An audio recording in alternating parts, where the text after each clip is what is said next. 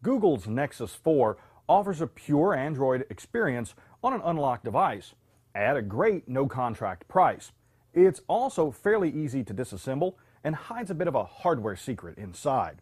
Let's find out what it is. I'm Bill Detweiler, and this is Cracking Open.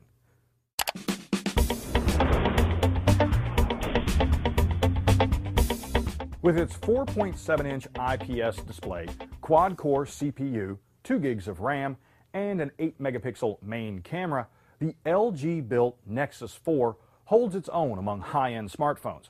And given its support for NFC and wireless charging, it's even a step ahead of many.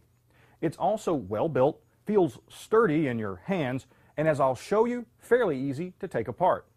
First, remove the SIM card and the 2 Torx T5 screws along the bottom edge. Then, using a thin tool, gently pop off the back cover. Now, attached to the inside of the back cover are both the NFC antenna and wireless charging induction coil. The 3.8-volt lithium-ion battery is held to the motherboard by a pair of screws and to the internal frame with a lot of adhesive. Removing it takes quite a bit of patience. The speaker enclosure comes out next, followed by the plastic frame covering the motherboard. The phone's vibration motor and earpiece speaker are attached to this frame. After detaching a few connectors and cables, you can remove the motherboard and separate the front and rear-facing cameras. We can now remove the metal shields from the motherboard that conceal most of the phone's chips. Prominent chips include the RAM chip that's likely stacked on top of the Snapdragon CPU, as well as a Qualcomm modem.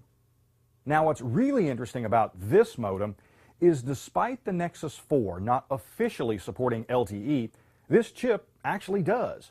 And I've read online reports of people connecting to some LTE networks that operate on band 4 in the 1700 and 2100 megahertz spectrum. But there's no guarantee it will work for you in your area, or that the functionality won't be disabled at some point.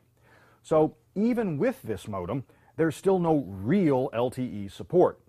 Now, turning our attention back to the disassembly, we can now remove the smaller circuit board, which contains the phone's micro USB port, a microphone, and several speaker contacts, as well as the 3.5mm headphone jack assembly, which also houses the ambient light sensor. As the front glass panel, LCD, and internal frame are all fused together, our teardown is complete. The Nexus 4 may not have the stylish design of Samsung's Galaxy S3 or the outstanding battery life of Motorola's Droid Razr Max HD, but it's a solid phone and one that's not too difficult to crack open. And at $299, unlocked without a contract, it's definitely priced right. Now, for more information on the Nexus 4, including real-world tests and pricing, check out Lynn Law's full CNET review.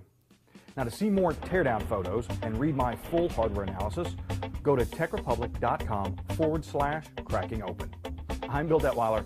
Thanks for watching.